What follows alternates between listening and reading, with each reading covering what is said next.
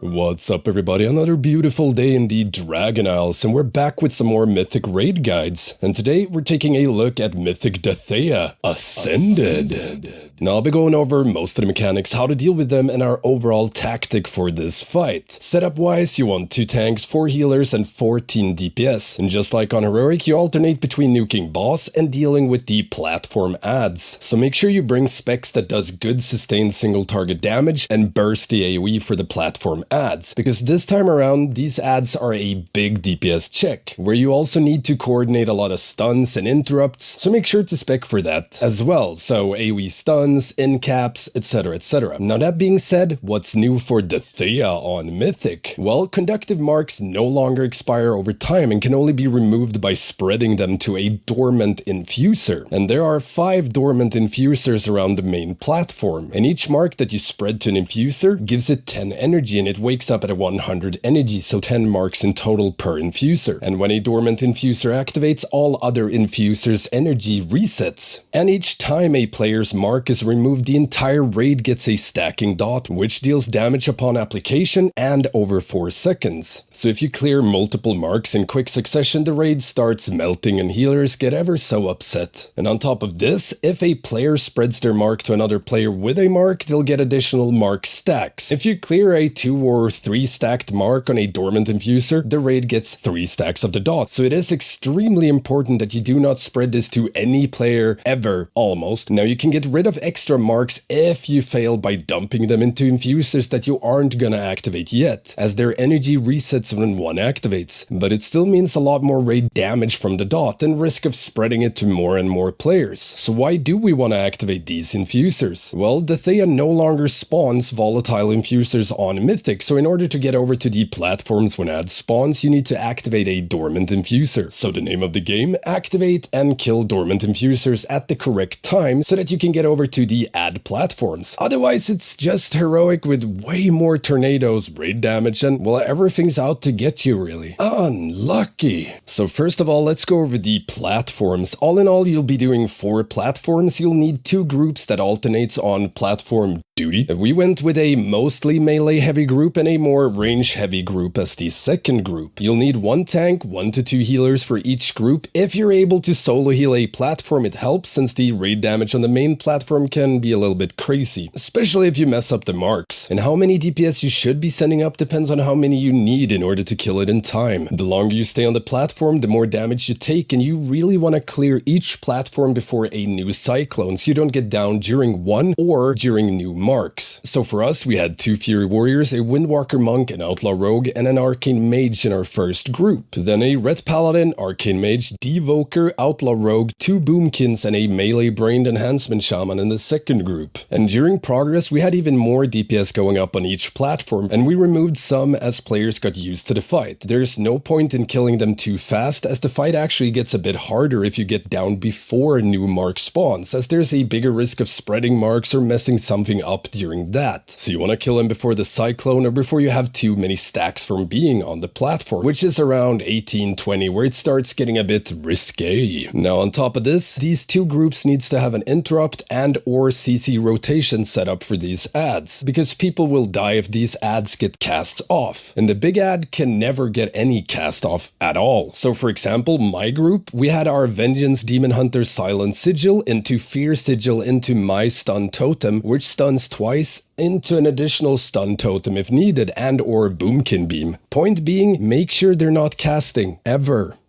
at all. Moving on to marks and how to conduct them. Big brain stuff incoming here, and doing marks correctly is like 80% of this fight. Trust me, I did the math. So like I mentioned earlier, you want to spawn these adds on fairly set timings to make it as easy as possible. Of course, if you screw it up, it's salvageable, but way more difficult. So starting off, I recommend using Weakauras to help with this, at least for 1 player in the raid. We used one that tracks each infuser ad's current energy, so our raid leader could know for each set of new marks how many of them goes into what infuser ad, because you won't just be dumping them all into one infuser until it activates, and then on to the next one. Sadly, that will actually make the fight a whole lot harder. Now this Weakauras is in the description below. Bonus points if you subscribe. Now for this Weakauras to work, mark, you'll need to manually world mark the adds like you see here. Cue the picture! And anytime Conductive Mark goes out, it goes on 4 players, and Infusers, like I said, need 10 to activate. So for the first Infuser, you want it to activate just before or during the start of your first Cyclone, as you'll get your first platform like 30 seconds after, and you do not want to activate the Infuser just before a platform, as you still need to kill it to trigger the blowback. However, you only get 2 sets of marks before your first Cyclone, so 8 marks in total. So what we did was that we had one of the players that got marks on the first set of marks spread it to a healer twice, so we could get 60 energy on our first set of marks, meaning the second set of marks would be enough to activate our first Infuser, which happens to line up with the first Cyclone. Following that, the mark pattern is very straightforward, as long as you don't mess it up. So after the first Infuser, you will always drop 2 sets of marks into the next Infuser you're going to activate, and the third set of marks, you put 2 marks of them into a random Infuser, and then 2 into the Infuser you're going to activate. And the 2 marks you put into a random Infuser will reset when the original one activates. However, the good thing with this fight is you can always salvage this, or at least to some degree. If you get extra marks due to players spreading it, you can always dump extra marks into Infusers that aren't the next one you're going to activate. However, the more you mess this up, the more you're going to heal. So this is mainly if there's like 1 or 2 extra marks here and there, not if a melee gets hit by a tornado and spreads it to 8 other players. If that happens, you're pretty much screwed regardless. And if, say, you activate an Infuser before you put 2 marks into a random add, then just make sure you dump those 2 marks into whatever Infuser you're not planning to activate next, because then you'll have to do even more weird shenanigans to get back on track. Again, doable, but way more of a headache for your raid leader, and they're already burnt out. So the order we went for, and as far as I remember, I could be wrong, but as far as I remember, this is the order the Weakauras tracks as well. So first Infuser is star, second is circle, third is triangle, fourth is square, and the last add is diamond, which you don't want to activate at all. So once it's at 90 energy, you'll be sacrificing marks, or rather, they just don't clear their marks and live if they can. Just make sure not to spread them. And every Infuser you spawn, you want to spawn it before or at the start of a Cyclone. So add 1, Cyclone 1, add 2, Cyclone 2, add 3.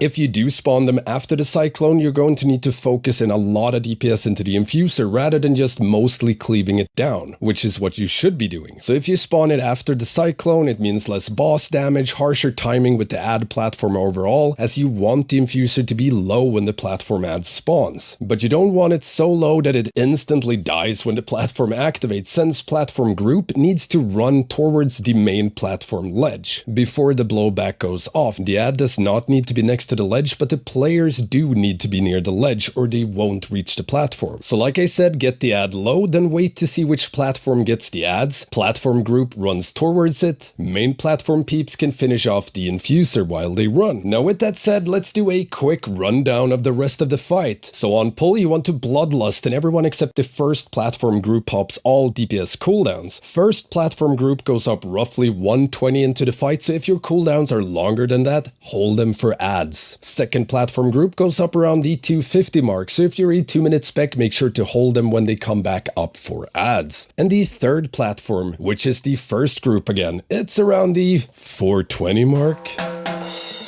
And last platform, which is second group again, around the 550 mark-ish. Other than that, avoid ever camping around the Infuser you're currently working on activating, as it gets progressively harder to clear marks on them if you bait tornadoes all around. Trust me. God damn! Now this gets more and more important the longer the fight goes on, as you'll get more and more tornadoes. Emphasis on more. And going back to the marks, they prefer ranged players, but they will go on melee as well every now and then. And if a melee player gets marked, make space. Non-marked melee players, go out of your way to get out of their way. And ranged, make sure you're not in the way. Don't be between whichever Infuser you're working on and the boss if possible. This boss is still a DPS race, so having melee brain players like myself do acrobatics that rival Cirque du Soleil in order to not spread marks is well, not great. So be nice. But yeah, this fight really is all about getting used to doing the marks and fine-tuning the add platforms. As you start progressing this fight, I recommend focusing on just that. Marks and add platforms. Boss damage really doesn't matter. If you've gotten past the second platform, you've seen the fight, you're done progging it, and any pull can be killed, as it's just rinse repeat with more raid damage. Just heal floorhead. When we got past second platform cleanly the first time, we got the boss down to 0.7%. Sadly took us a few extra pulls before it went down, but the point remains. First you prog marks in first platform, then marks in second platform, and then you're ready to kill. And that's pretty much it for Mythic Dathea. Let me know what you think about this fight on Mythic. I apologize for sounding like I'm dying, but I was very sick while recording this. Now if you have any questions at all about this encounter, hit me up in the comments or become a patron or Twitch sub and get access to the Stankie Discord, where you can get help with anything raiding related. I'm also streaming all of my raid progression on Twitch, so make sure to check that out, Stankie Gaming. And don't forget the usual stuff, like, comment, subscribe, and ring that notification bell. It really helps me out. And yeah, thank you all for watching, and I will see you next time. Om jag kunde bli frisk någon gång.